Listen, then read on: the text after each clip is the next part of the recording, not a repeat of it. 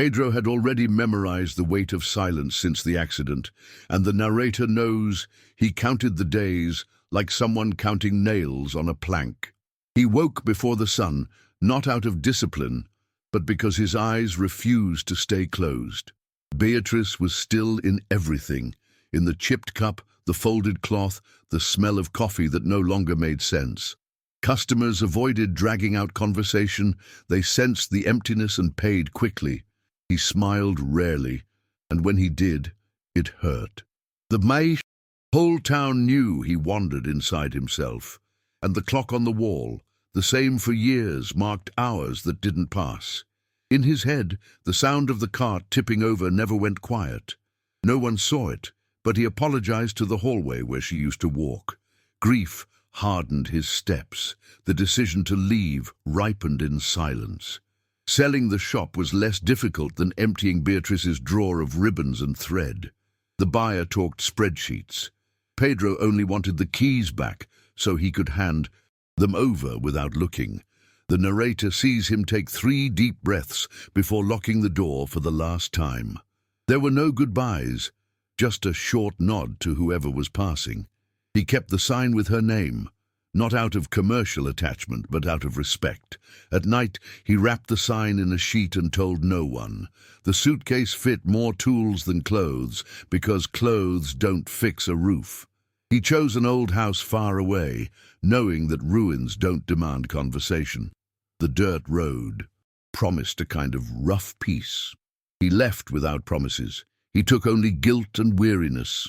The house, waiting for Pedro, was a wooden skeleton with tired tiles, crooked windows, a door that moaned, a damp smell that stuck in the throat. The narrator notices his strange relief.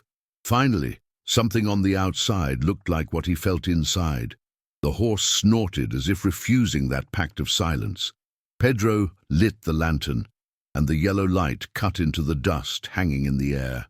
Cobwebs on the ceiling, leaves on the floor, pieces of furniture surrendered to mold. He didn't want comfort. He wanted hammer noise to distract the mind.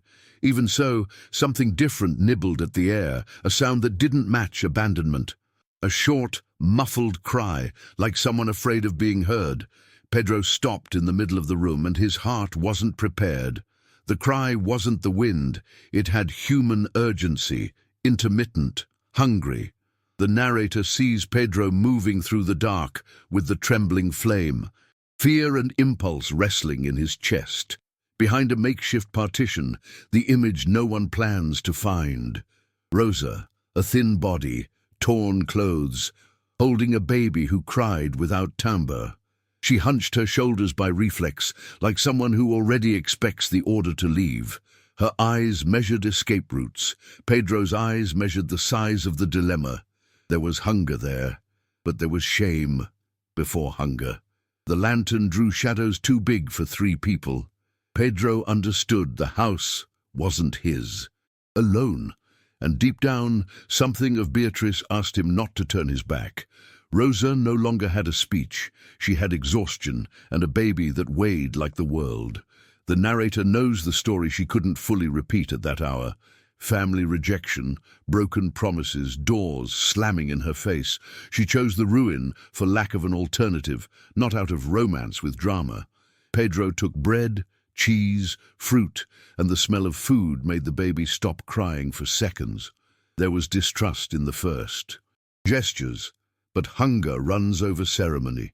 He laid the food on the floor like someone returning dignity before conversation. The lantern trembled on the hook, and the shadows waved a silent pact. Rosa ate slowly, then fast, then embarrassed. Pedro understood. That night, no one would be expelled. The narrator follows Pedro courting sleep with difficulty, attentive to the short crying through the dawn. He didn't complain. He nailed his eyes to the cracked ceiling and revisited memories that hurt. Less with background noise. At daybreak, he decided he would fix what he could. Tiles, doors, cracks, whatever the hammer could reach. Rosa watched with the baby in her arms, unsure if she could offer help. Pedro asked for nothing but space and silence. The wind brought the smell of wet earth, as if the place wanted to cooperate. He went out, bought tiles, returned, and his arms remembered their old weight. Every nail driven reduced his guilt by a centimetre. The narrator notes, "Work didn't heal, but it created intervals to breathe. And in those intervals, the baby cried less. Food became measured routine. Bread, simple broth, water boiled twice. Rosa learned to warm her hands before holding the improvised bottle. Pedro brought blankets that had once been Beatrice's, folded with respect. She thanked without words. The narrator perceives the care not to invade memories. Little by little, the house traded mold for the smell of firewood. The footsteps stopped echoing empty and gained restrained company. In the afternoon, Rosa swept the floor like someone sweeping away remnants of humiliation. Pedro sanded wood, thinking of Beatrice without punishing himself for remembering. There was an invisible agreement. No one asked too much, but no one let anything lack. And the baby, named Lucas, began to sleep better. The town didn't know, and that protected and threatened at the same time. The narrator understands how rumors are born from any smoke in the wrong chimney. Pedro avoided the square, bought provisions quickly, and returned without looking to the sides. Rosa didn't go out. Her body still asked for rest and caution. At night, they said little, and the little was enough. There's water. The roof stopped leaking. Silences that didn't weigh as much as before, because there was a baby breathing nearby. Deep down, Pedro was testing his own capacity to stay. Deep down, Rosa was testing her own capacity to trust. The narrator perceives it, two castaways gauging the firmness of the same plank, and the house, once a shipwreck, began to become a pier. Over time, necessity turned into decision. They couldn't pretend it was temporary. Pedro calculated risks that didn't fit in the pocket, but fit in the chest. Marriage wasn't instant romance, it was engineering against the town's noise. The narrator saw him ask the priest for discretion and respect. The ceremony was short, without adornment, with 2 witnesses and a world watching from afar.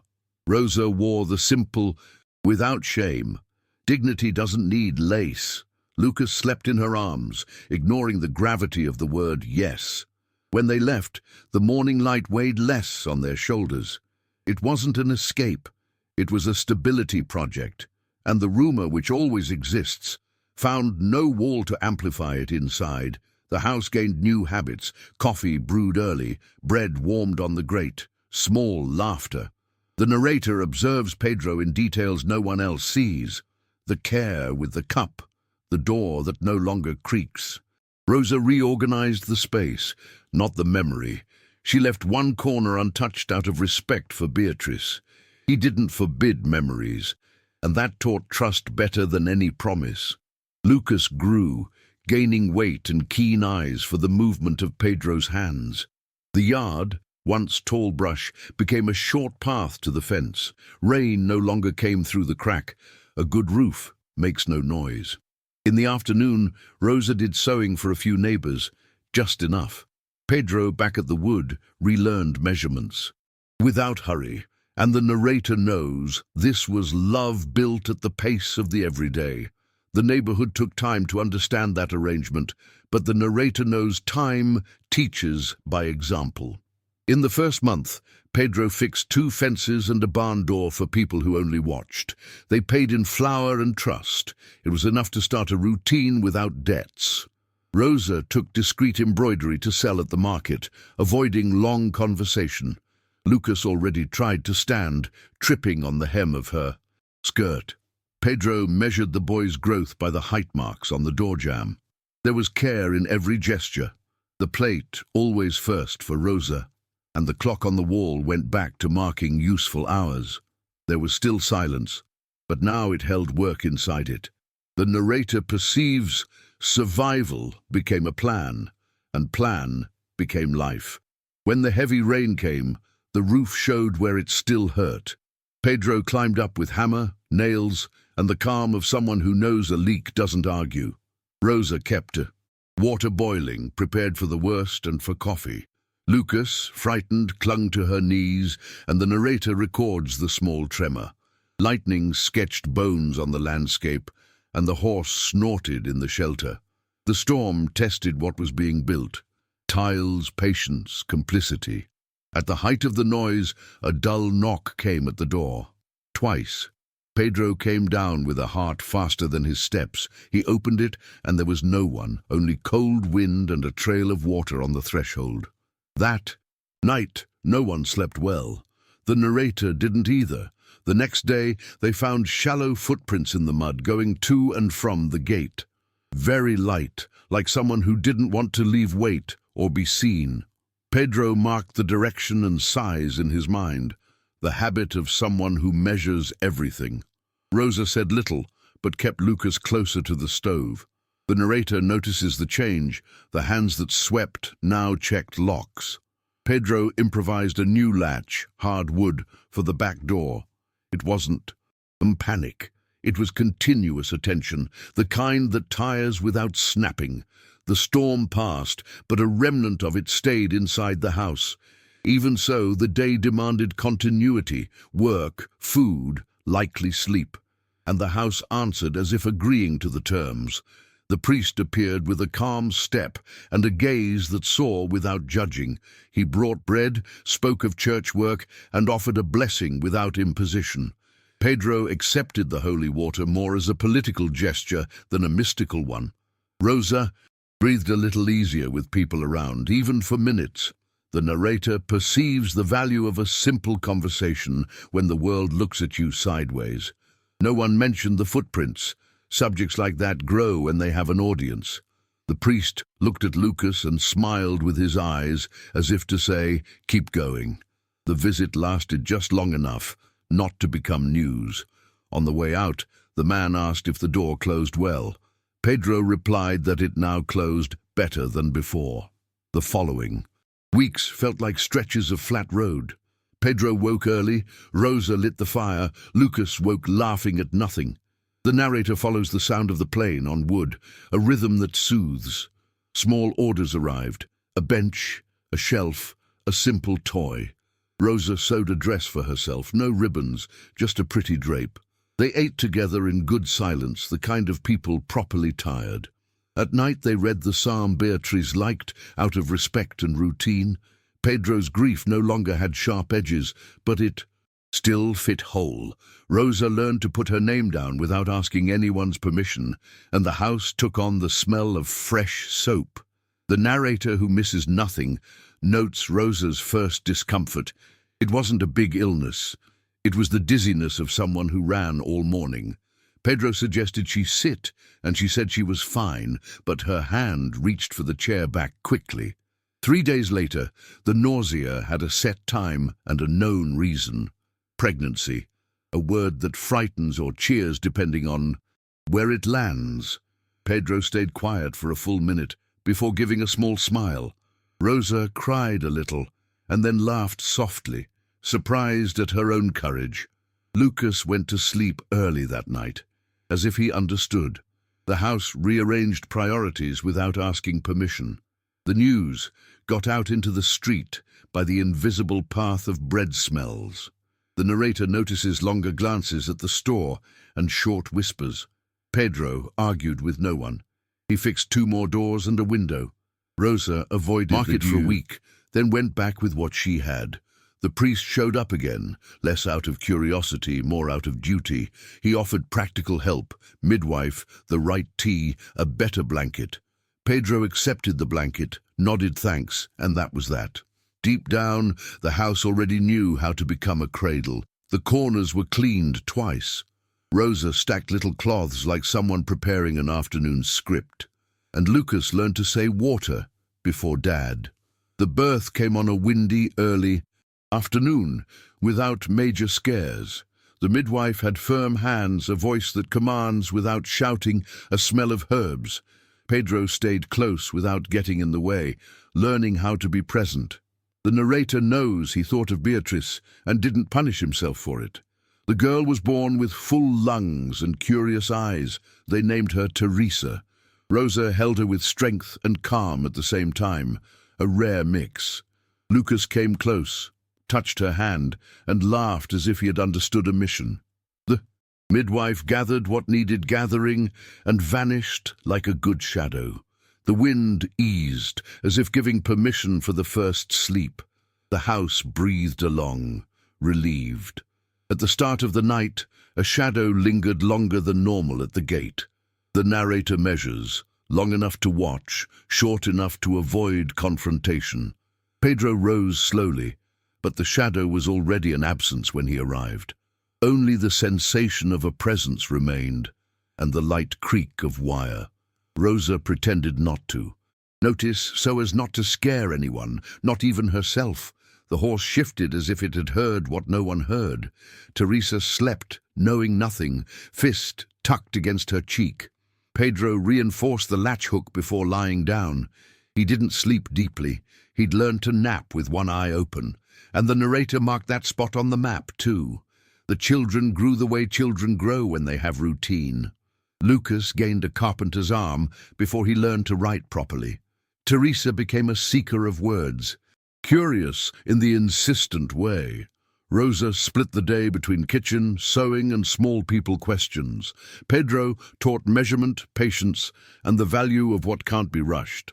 The town slowly got used to the sight of that quiet family.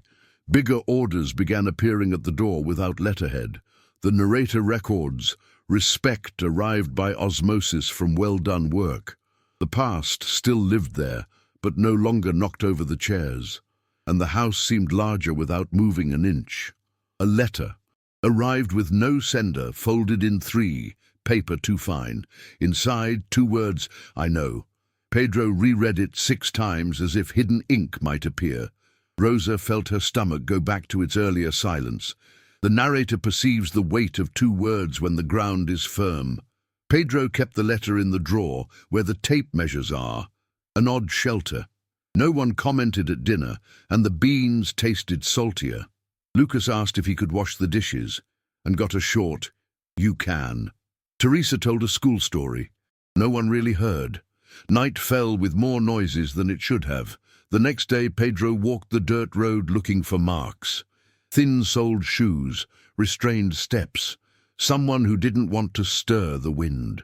The narrator knows this kind of presence. The one that doesn't seek dialogue, seeks control. Pedro returned with empty hands and a head full of maps. Rosa stayed on the porch with Teresa in her lap, feigning normality. Lucas insisted on staying close, hammering without any clear reason. The letter remained where it was, quiet like something watching. Routine tricked fear for a few hours, and that's useful. At night, the moon lit more than it should have.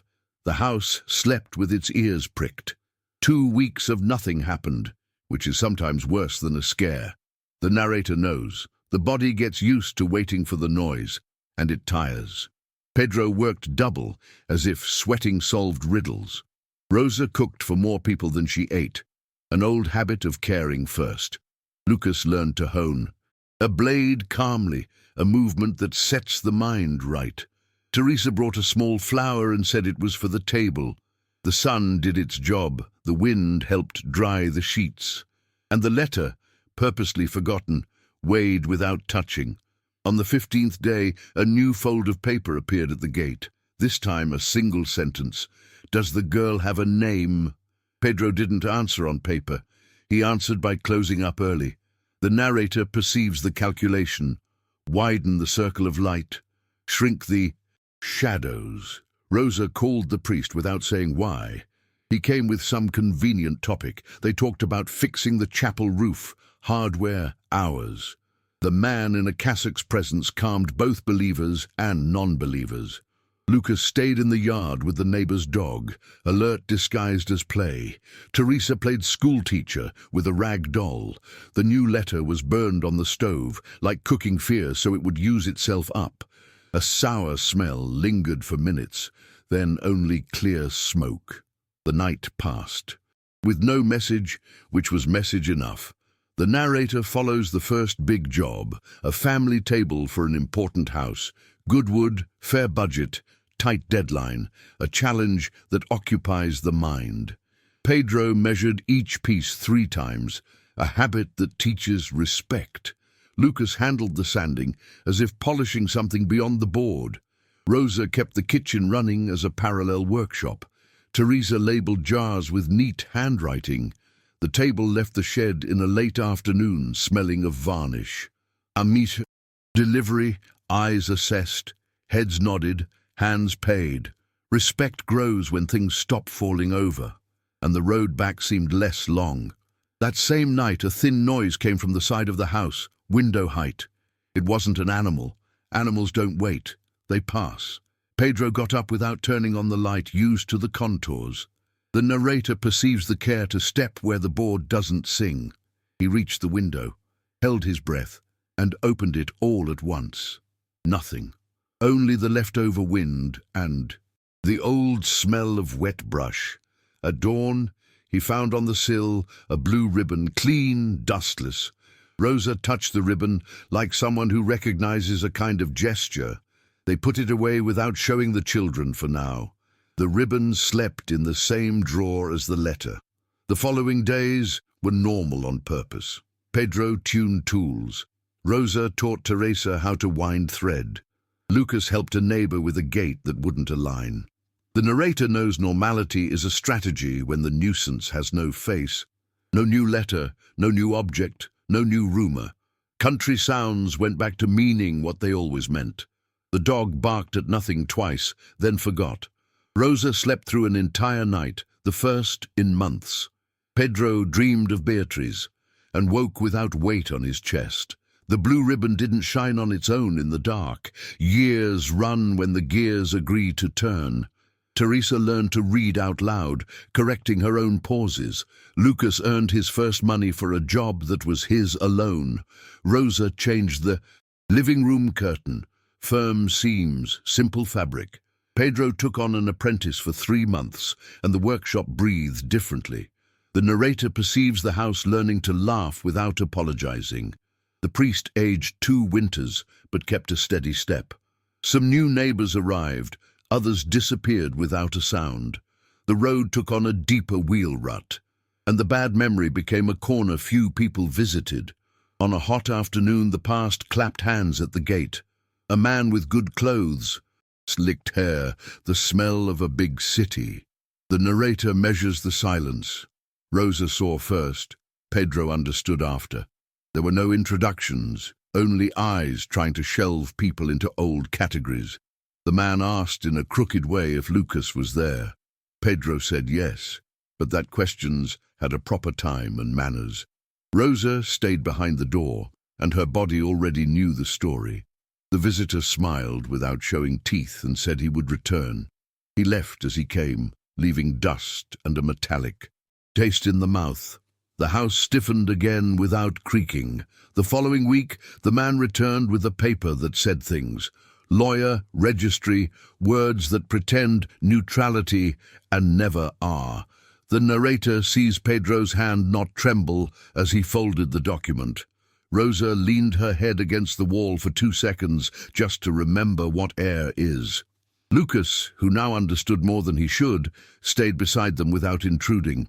The lawyer spoke of rights, name, future responsibilities.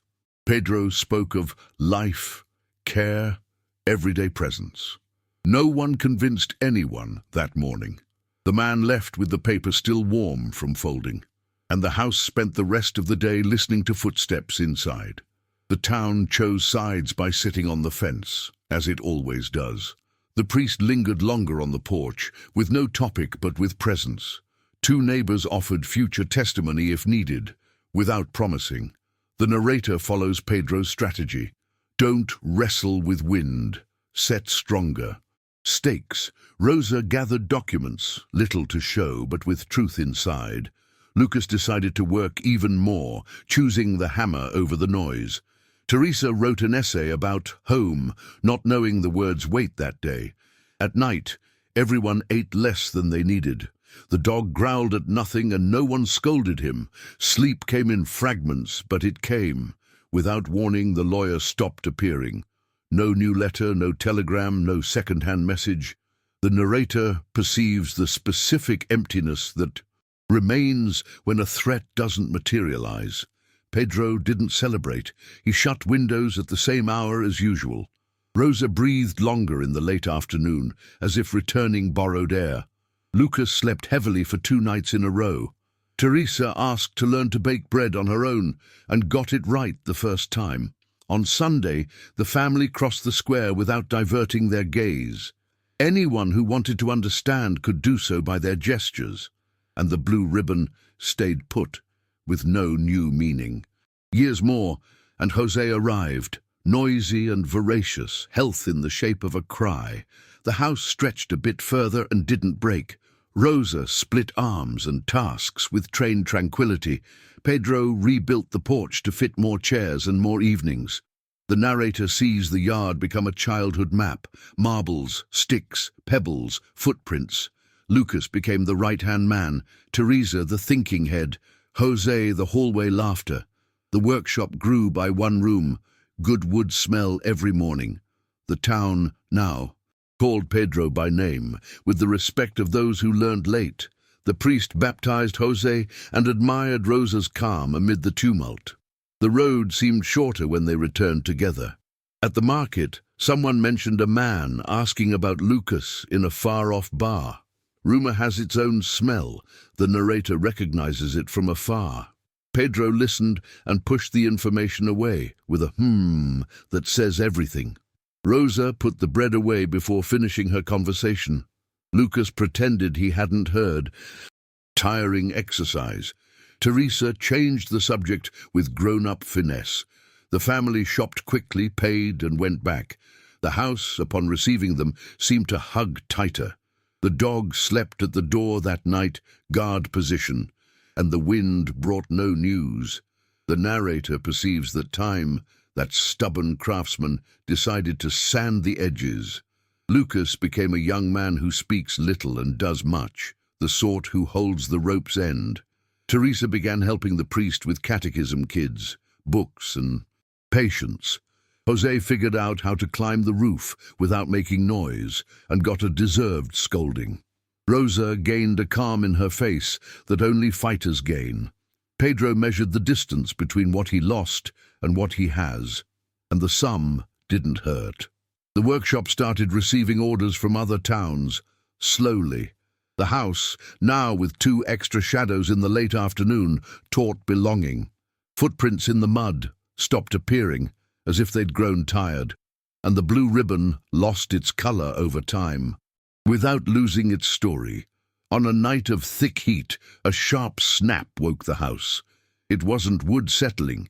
It was the snap of pulled wire. Pedro got up slowly, a habit he never unlearned. The narrator describes the short hallway, the memorized floor, the hand on the latch.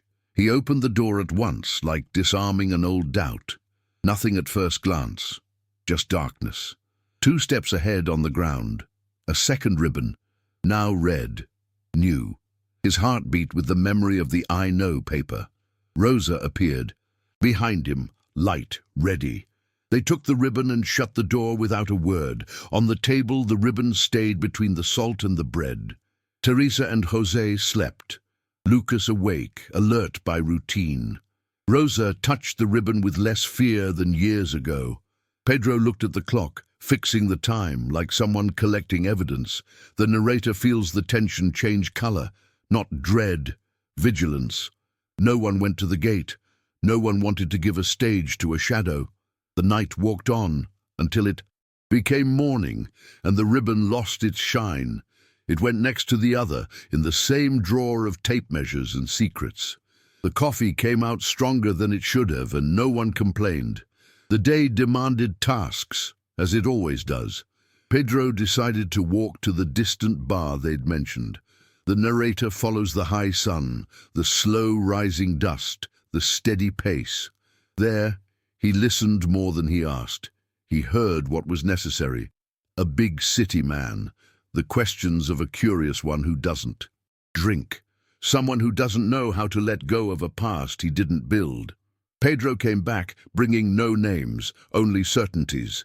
The house is worth more than the world.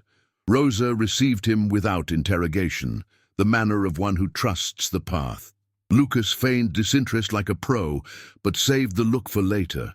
Teresa put water on to boil, a family habit, and Jose asked if he could climb the roof after lunch.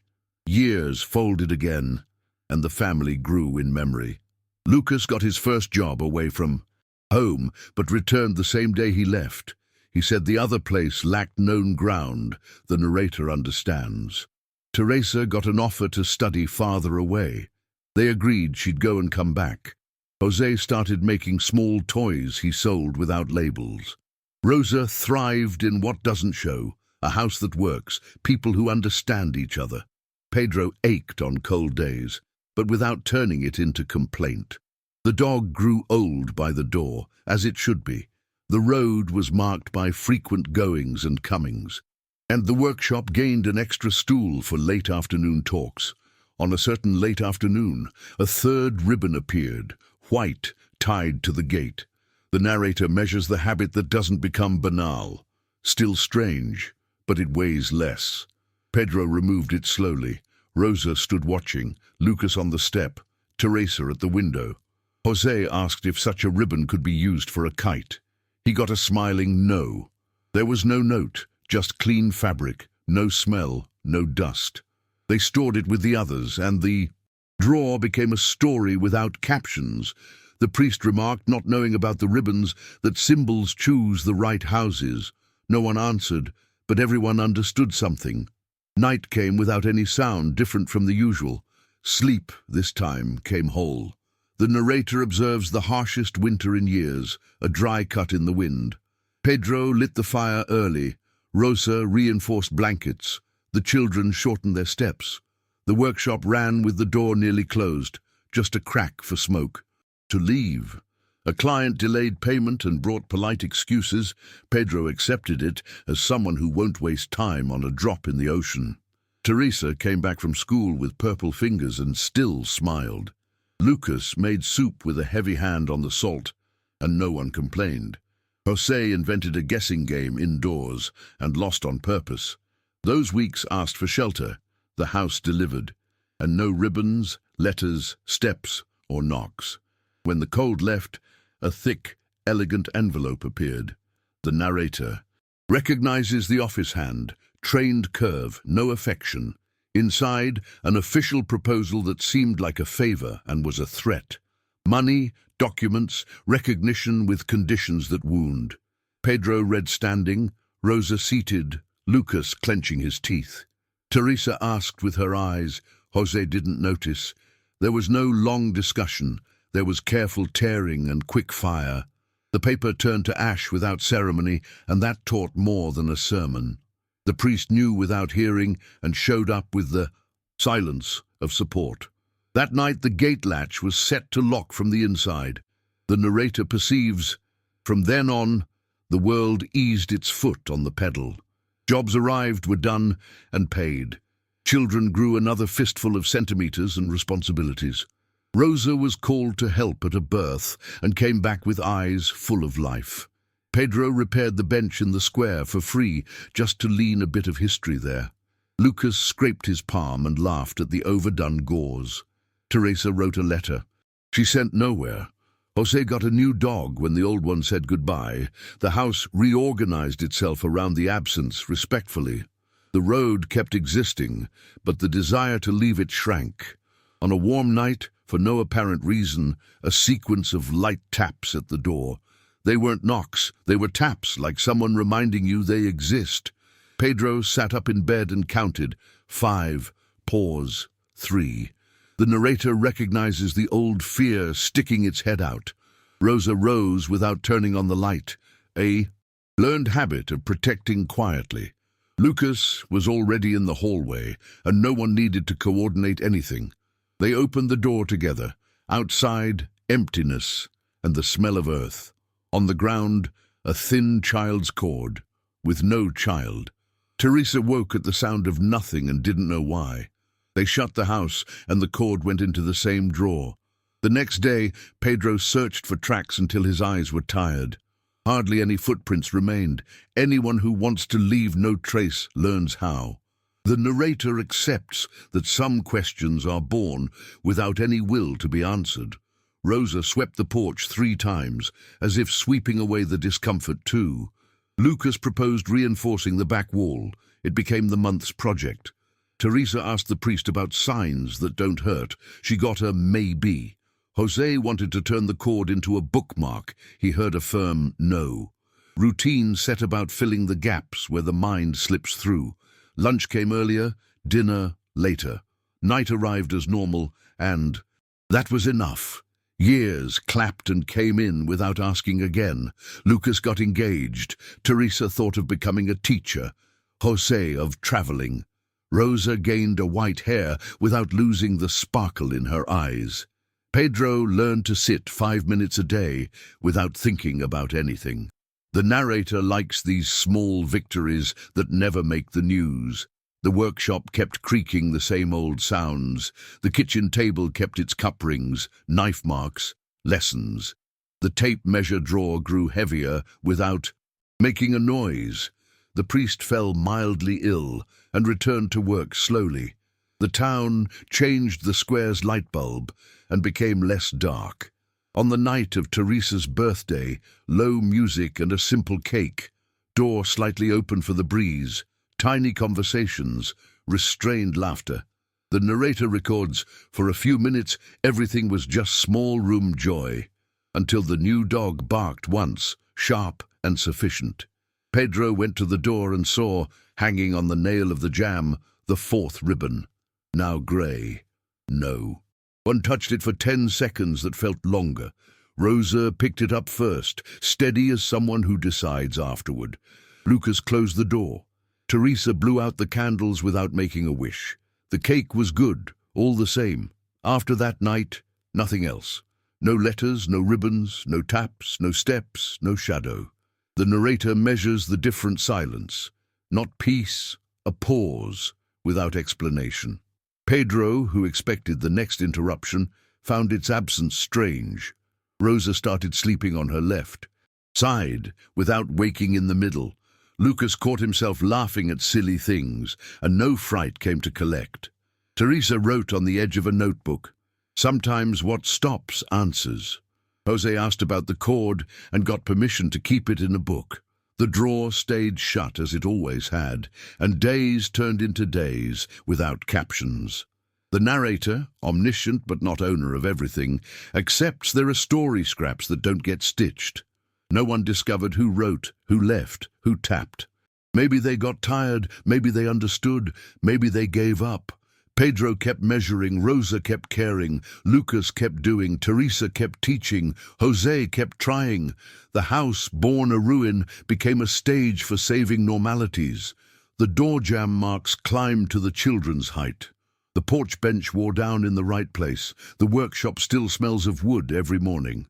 The gate still creaks when the rain shifts sides, and the drawer weighs the same, even closed. If anyone asks today, no one has an answer that satisfies. The messages started when they wanted, stopped when they wanted, and that's that. There was no final explanation, no convenient coincidence, no name written down. The narrator saw everything he could, choices, frights, endurance, routines. The rest stayed outside, where mysteries that don't ask for an audience live. Pedro learned to love again without erasing what came before. Rosa learned to be seen without apologizing for existing. The house learned to be a house, which is all a house needs to be, and the silence, when it came to stay, wasn't a threat, it was a resource. That's how it was. It ended when it ended, and no one knows why.